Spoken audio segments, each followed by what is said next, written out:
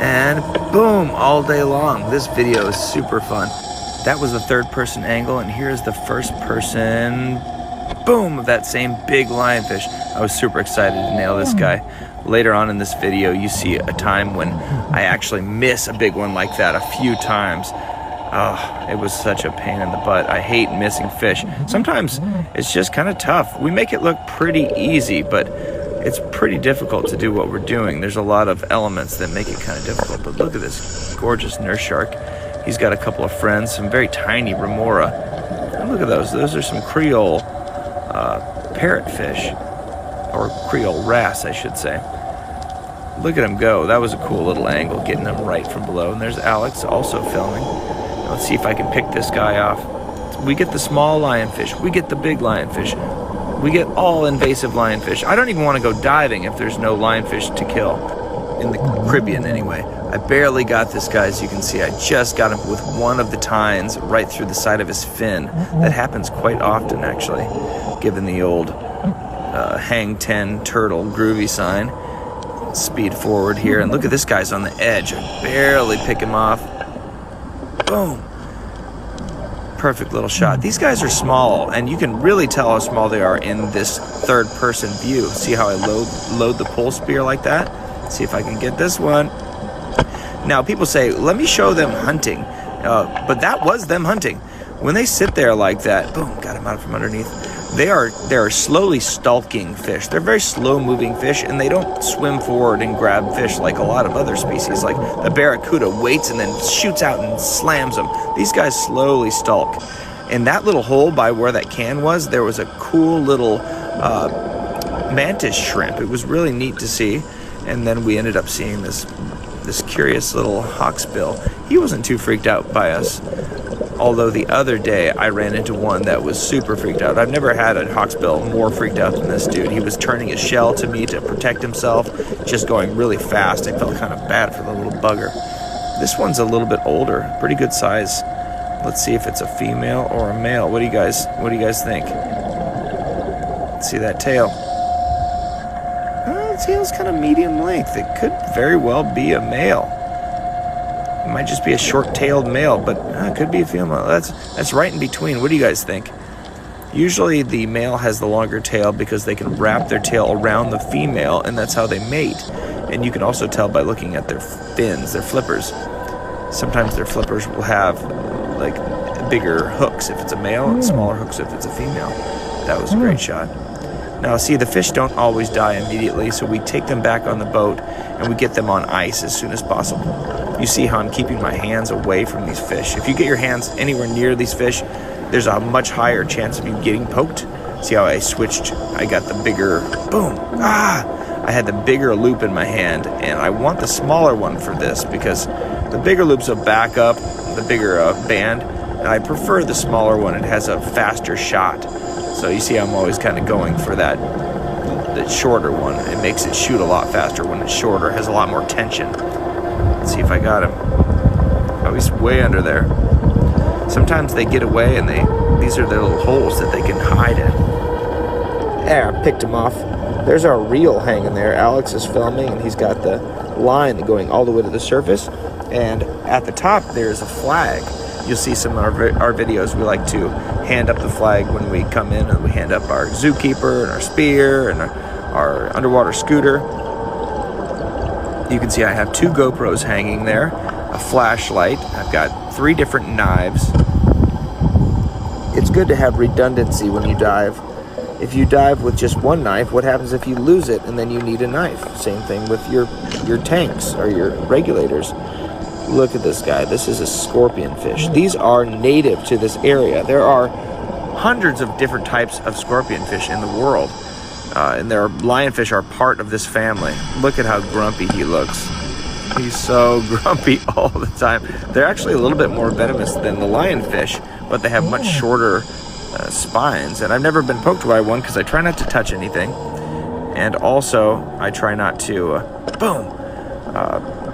I obviously don't shoot those guys. I only shoot lionfish. Alex and I just go out here and get a lionfish when we're on my boat.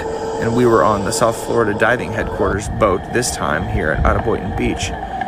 And boom, he was turning to where he could kind of see me, so I got the shot right before he could realize I was coming. Usually I like to come from above with the shots, boom, just like that. I don't want them to see me coming, otherwise they have a better chance of scooting away and, you know, getting out of the shot. Occasionally I will miss a shot, even right from above. Like here's the one where I miss a bunch of times. He's on to me. See how he's swimming away?